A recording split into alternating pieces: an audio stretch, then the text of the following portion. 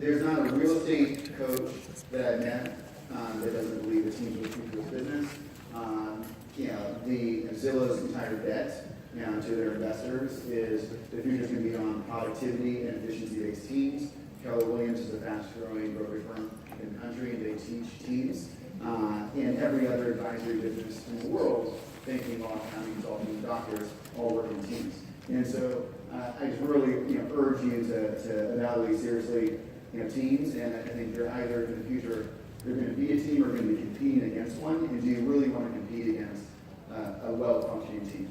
I think it's really hard to. I mean, let's face it, a sole practitioner, not that they don't have the skill set to do it, but it's volume. I know when I faced in my career, I can only have so many hours a day, and I can only burn so much before I burn out. Yeah. But the only way to grow is a team. So it forced me into that. But today, the business practices, I think, lend you to that, scale. So any particular thoughts of the way teams should be shaped or where you see them going as far as size? Are they only bigger than 5, 8, 10 people? Are they only hundreds? Are they? Yeah. So I probably met a little over 2,000 agents in the last 2 years, and most people are kind of talking about teams and saying, should I become a team? Really struggle massively with the concept of actually how to become a team and doing it successfully. I think one of the challenges that people have is you go from a business of working with clients on listings to really being in the business of managing people, where you have to hire, retain, which is a completely different skill set. And so if you're building a team and you don't have that natural skill set, I really urge you to hire someone that does. And so you can be, usually, they're different personalities, right? But if you're that gregarious extrovert, you're not focused on the details, not focused on listening to someone's problems and their gripes and their day and their week and their things at home, then try to find a COO, it could be a chief of staff, a lot of great titles out there to kind of fill that hole. I think, do you find that there's a control issue there? Can you help that control? Oh, absolutely. Everyone faces that. Because the rainmakers want to do it all. Yeah, because basically, if you believe the world's going towards teams, it means you're pushing yourself out of what you did well. That's when we didn't even think about a team because you were great clients and doing buyers and sellers. But now if you're thinking about a team, you have to push yourself away from the client. Very difficult thing to do. I used to love dealing with the technology issues of Compass, but I was pushed out to be forced to push myself out of that because it's not the right use of my time, right? And I'm also not the right person to do it. And so I just trying to find a way to get yourself, counterintuitively away from the client as much as possible. If you're going to be the CEO of your own team, like the CEOs of law firms, banks, consulting firms, they're not working with the client, for the entire process. They're coming in with their head of one of their groups and saying, "This is my team. They're going to do this. I'm going to make sure that everything happens." But being at a level above. Yeah, a lot of people like to try and compare it to the doctor's office mentality or the attorneys. I see the biggest challenge is the starting process of can I afford to salary people? Can I afford to? How do I get that jump start? And I'm not sure if you advise people how to kind of bite the bullet of making a hybrid acquisition to kind of go there. Yeah, so we have a team builder program for types of teams that we identify how we can hire people. We actually can help screen people's assistants and we can help train their assistants. But it's definitely very difficult. Do you find that running like personality profiles too to help this out? Is that part of the screening, or is that something that's been talked about? Basically, we only hire people with 2 years of experience. A lot of people with less than 2 years of experience want to work at Compass, and so we'll meet with them. We have a resume book of people that don't meet the experience level to work at Compass, but can work on someone's team, and then we let people interview them and see if someone that knows that person is confident knows of what other people said about that candidate that we can pass on to the next person. Okay. What about, I don't know if we can go down this path, but it might be proprietary, I don't know, but what about systems to manage this process or for accountability, efficiency? Yeah, so you mentioned doctors. I think the goal, if you want to make money, this isn't just about making money, right? People want to do a lot of different things with their lives. Maybe you want more time or you want to make more money. But it's to be closer to the doctor. Doctors, all they're doing is meeting with clients, back to back to back to back. And then they have 2 things that allow them to be that efficient. They have a team and they have the right hospital. You know, the team means they don't have to do the x-rays, the team means that they don't have to do the scheduling, the team means they don't have to do the finances, because they have the team do it for them. And the hospital means, you know, that you're getting called there. We identified over 270 software providers that are calling agents every week saying buy this, buy that. It's just, it is so overwhelming. It's like in New York, there's a new restaurant that opens and closes every day. So some hospitals actually know about them all. But the doctor isn't saying, oh, I should get this new x-ray machine or this digital prescription machine or this new scheduling system, because they have a hospital that does that for them. So I do think that, you know, you need to find the right team and find the right hospital or brokerage firm that empowers teams. Keller Williams is a great example of a company that does, that will train you on them. I think there are some brokerage firms that are on the wrong side of history that don't want to empower your personal brand, don't want to empower you really being a team, because when you're a team, the brokerage firm makes less money. So just to be very specific, you have 5 people on your team, you each make $200,000 a year, then you're at, call it 85% split. But if you're 5 different individuals, then you're at a 75% split. So the broker firm doesn't want, on balance, you to become a team. But that's, you can't, if you fight the trend line history, a bubble's going to happen one way or another, right? So we really try to empower it as opposed to go against it. Yeah, you have a choice. You fight it, you're going to lose opportunities of really top producing people. If you help them build it, they will have more stickiness to their model. Knock on wood. What about, I thought of, I said, I would ask you about teams. See if it comes back to me in a second. I want to talk about systems specifically, but is proprietary what you're using?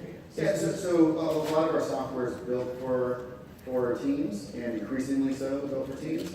And so an example would be any time you create a show sheet or collateral or evaluation or a tour sheet for buyers or a listing presentation, you can share that with anyone on your team.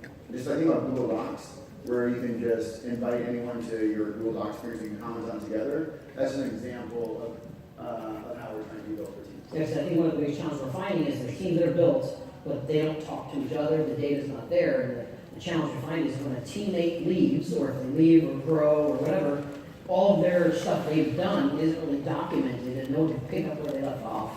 It's just like a vague, empty space where you're scrambling. So I think having that documentality that when I meet with you, I document our conversation, and someone writes it in the notes. I know when I met with you, the time I met with you, and then if for some reason I left, someone can step in and go, hey, we met with that. So there's some kind of group, and I think that's where the control has to understand is we are a team. We are going to communicate together. We're going to share this stuff because at the end of the day, there's a team leader that's in charge of all this, that's responsible. I like their opinion on branding, though, because sometimes you're finding some companies that allow branding of the team with like a really small logo in there, kind of saying, for legal purposes there. Any thoughts of the perspective of bigger branding for the team or balanced branding for the brand itself? Yeah, I have my business card, but our business cards don't have compass on the front, where we create logos for our agents. We have two designers, all they do are create logos for agents. And so your company's on the front, because I believe every agent, whether individual or team, you're a CEO of your own business, and we're metaphorically behind you, run the back. Okay. And so a lot of our collateral has that same kind of philosophy, where you're up front and we're behind you. So totally promote the brand. I'm a big fan of that too. So Yeah, but I think it's also, like brokerage firms, I don't believe are companies with employees as much as they try to restrict their movement at times. Understood. They're platforms. They're platforms for an agent to operate their small business on top of. Right. And they give a suite of products and services for them to allow them to do their business well. They're independent contractors. Right. And so I think it's just a little, it's like you're honest. Yeah, it's a brand within a brand. You got to figure out what you're going to market the most. If you Google some of the best agent, if you Google like best agent in Miami, you don't go to a brokerage firm, you go to thejills.com, right? Which is a team at Coldwell Banker. If you Google the Jills, you don't go to the Jills website on Coldwell Banker, you go to thejills.com. I think that it's patently obvious that it's all going towards the agent, and we're trying to empower that. And our logo is even black and white for a reason. We want the color to be the agent in their listings. Really, elevate their brand. That's We'll create lifestyle photography, which brings their personality to all their collateral. Because we did a survey, and clients really, they want to know who you are. They don't just want to work with a set of experience, like you're the best in the transactions. They want to work with personality. We know that because we think about all the they say I do skiing and my I work here or there, so that you know that intuitively, but we really want to bring your personality out and give you more of you in terms of time and in terms of branding. So last question, just for time purposes.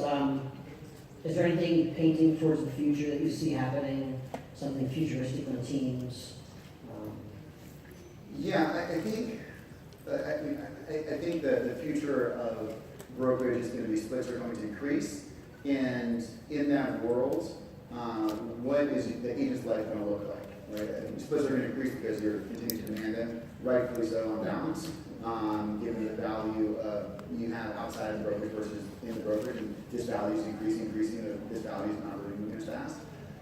But I think the challenge for the agent is they're going to be the exact opposite of the doctor. You're going to be in the outsourcing business. You're going to have to pick up that phone and say, oh, hey, my friend told me to use this CRM, and I assume all my contacts that one. You're going to change your website 5 times, and your apps are going to change all the time. It's going to be a complete mess. And I think the goal for us as an industry, we have to make it all integrated. It has to be one simple thing. The example I would use is if you sell a watch in eBay, you just go to eBay. You communicate with eBay, your clients with eBay, you list with eBay, same with Amazon. But if you sell a home, right, through eBay or in our industry, you have clients coming to you from Redfin, WhatsApp, email, phone, text message, and that's just communication. Right. You have different CRMs that are going back and forth from all these MLS tools, different tools on mobile than on desktop. It is so overwhelmingly complicated versus the way it should be. And one way or another, we have to make it one simple thing so that it's easy, simple, and beautiful. So either it's going to be proprietary information that's built for one communication and team tool, or somebody that comes in and finds a way to integrate more open API-ish to put everything together so they all talk to each other. Everything has to talk to each other and speak to each other. It's be one thing, right? If you're looking for your bio to put on a listing presentation, you know it you should have it. It's on your agent page. It's all one thing. Your client's doing something on your website. All these personal websites, you have no idea. They're literally pushing them away from you because it's not connected to anything.